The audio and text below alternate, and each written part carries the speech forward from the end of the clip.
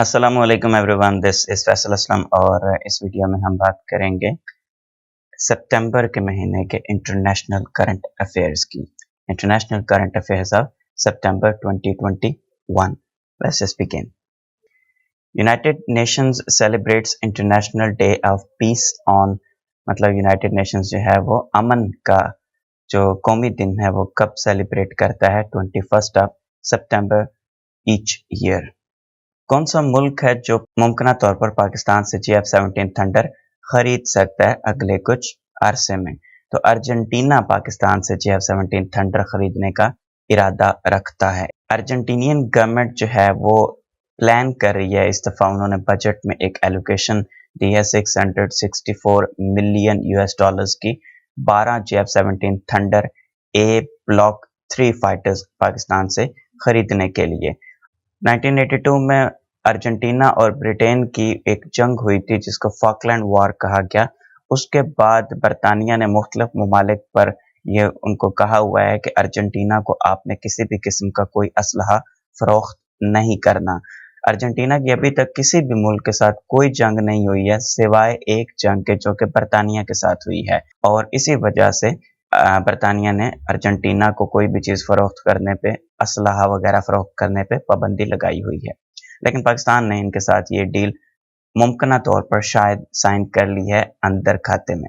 इसी वजह से बरतानिया ने अपनी टीम को वापस बुलाया, मतलब अपनी टीम को भेजने से इनकार किया और न्यूजीलैंड पे भी प्रेशर बनाया कि वो अपनी टीम पाकिस्तान में आने के बाद वापस बुलाएं। मुख्तलिफ तज्ज़ियाकार यही कह रहे हैं कि बरतानिया ने इसी वजह से न्यूजीलैंड की टीम को भी वापस बुलाया और इसी वजह से जो खुद अपनी टीम भी भेजने से इनकार किया, और इसी वजह से ऑस्ट्रेलिया की टीम भी पाकिस्तान मुमकिन तौर पर नहीं आएगी। AUKUS with 3 countries have signed a nuclear treaty named AUKUS या AUKUS। कौन से 3 ममालिक ने मिलकर एक न्यूक्लियर ट्रीटी साइन की है? तो ये UK, US और ऑस्ट्रेलिया हैं। अगर इस एब्रिविएशन को देखें तो इसमें A ऑस्ट्रेलिया है, UK है और US है ऑलरेडी, ठीक है। अब इन 3 ममालिक ने मिलकर ये एक ट्रीटी साइन की है, यूनाइटेड किंगडम, यूनाइटेड स्टेट्स ने ऑस्ट्रेलिया के साथ। ऑस्ट्रेलिया एक नॉन न्यूक्लियर कंट्री है। 15 सितंबर 2021 को ऑकस बनाने का ऐलान किया गया है और इसका मकसद ये होगा ऑस्ट्रेलिया को इस रीजन में न्यूक्लियर पावर्ड सबमरीन्स दे के स्ट्रॉन्ग किया जाए। यानी कि यूके जो है वो यूरोप में है, US जो है वो अमेरिकाज में है, तो यहाँ पर चाइना को कंट्रोल करने के लिए ऑस्ट्रेलिया को असलहा प्रोवाइड किया जाएगा, न्यूक्लियर पावर्ड सबमरीन्स प्रोवाइड की जाएंगी। मकसद इसका यही है कि चाइना के असर को इस इलाके में, इंडो पैसिफिक रीजन में कम किया जाए। लेकिन बाहर ऊपर ऊपर से जो बोरिस जॉनसन है यूके के प्राइम मिनिस्टर, उन्होंने पार्लियामेंट में कहा है कि इसका मकसद बिल्कुल भी चाइना के टुवर्ड्स एडवर्सियल यानी दुश्मनी का कोई तस्वुर नहीं है इसको बनाने में। Who is the current president of United Nations General Assembly? Abdulla Shahid इस वक्त यूनाइटेड स्टेट्स जनरल असेंबली के प्रेसिडेंट हैं। ये 14 सितंबर 2021 से इन्होंने हलफ उठाया है। 7 जून 2021 को इनको मुंतखब किया गया था as the 76th president of United Nations General Assembly. इनका ताल्लुक मालदीव से है। दुनिया का सबसे बड़ा और सबसे ऊंचा ऑब्जर्वेशन व्हील कहाँ पर नस्ब किया गया है? तो ये UAE में इसको इंस्टॉल किया गया, नस्ब किया गया है। एन दुबई, एन का मतलब अरबी में आंख को कहते हैं। एन दुबई, प्रीवियसली इसको दुबई आई भी कहा गया। ये blue waters island United Arab Emirates में लगाया गया है। फरवरी 2013 में इसकी कंस्ट्रक्शन अनाउंस की गई थी और तकरीबन ये बन चुका है। अक्टूबर 21 2021 में इसको ओपन किया जाएगा। इसकी हाइट 250 मीटर होगी और डायमीटर भी 250 मीटर होगा। मतलब ये कि पूरे का पूरा दुबई इसके ऊपर बैठकर नजर आएगा। ये वो झूला है या एन दुबई, इसके अंदर मुख्तलिफ वो चैम्बर्स बने हैं जिनके अंदर लोग बैठेंगे और ऊपर तक जाएंगे। First fossil free steel, which country has produced world's first fossil free steel? तो सबसे पहले दुनिया में फॉसल फ्री स्टील जो है वो स्वीडन ने बनाने का ऐलान किया और एक शिपमेंट उन्होंने बनाई है। फर्स्ट शिपमेंट जो words first shipment of steel produced without use of fossil fuels, इसका मतलब ये है कि जो फॉसिल फ्यूल्स होते हैं, तेल, गैस, जो कोयला है, इनके इस्तेमाल किए बगैर उन्होंने स्टील बनाया है। यानी कि सबसे ज़्यादा जो एक इलेक्ट्रिसिटी के बाद बिजली बनाने के अलावा अगर फॉसिल फ्यूल्स कहीं पे यूज़ होते हैं गाड़ियों और बिजली बनाने के अलावा, सबसे ज़्यादा फॉसिल फ्यूल्स का इस्तेमाल, तेल, गैस और कोयले का इस्तेमाल जो है वो स्टील इंडस्ट्री में होता है। तो इन्होंने ये एक नया काम किया है कि किसी भी किस्म के फॉसिल फ्यूल्स का इस्तेमाल किए बगैर इन्होंने स्टील की प्रोडक्शन की है।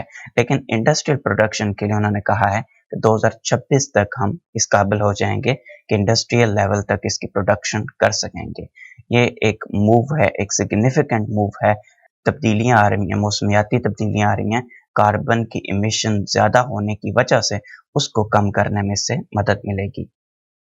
स्टूडेंट्स की गवर्नमेंट अनाउंस की गई है, तालिबान यानी कि स्टूडेंट्स, उन्होंने केयर टेकर गवर्नमेंट अनाउंस की है जिसके मेंबर्स की तादाद 33 है।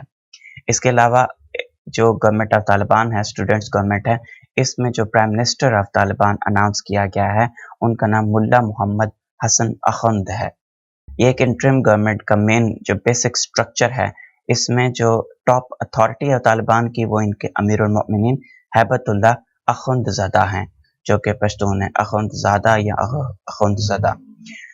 ये अभी तक मंजर आम पर नहीं आया है, ना इन्होंने कोई खिताब किया है, ना इनकी कोई वीडियो मंजर आम पर आई है।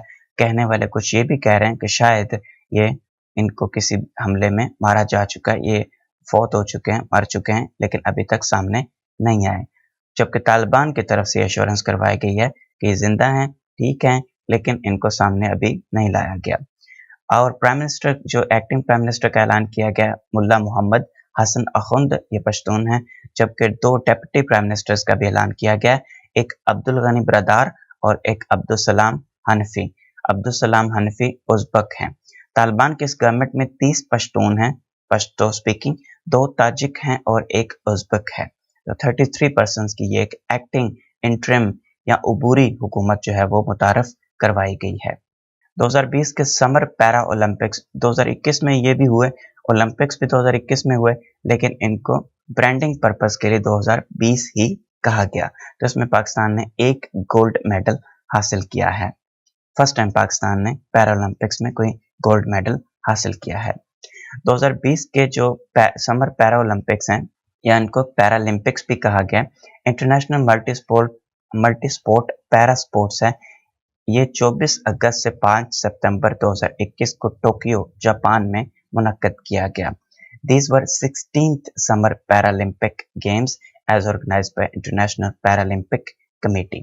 इस कंपटीशन था, इसमें Costa Rica, Ecuador, Ethiopia, Pakistan और श्रीलंका ने अपनी हिस्ट्री का फर्स्ट पैरालंपिक गोल्ड मेडल हासिल किया।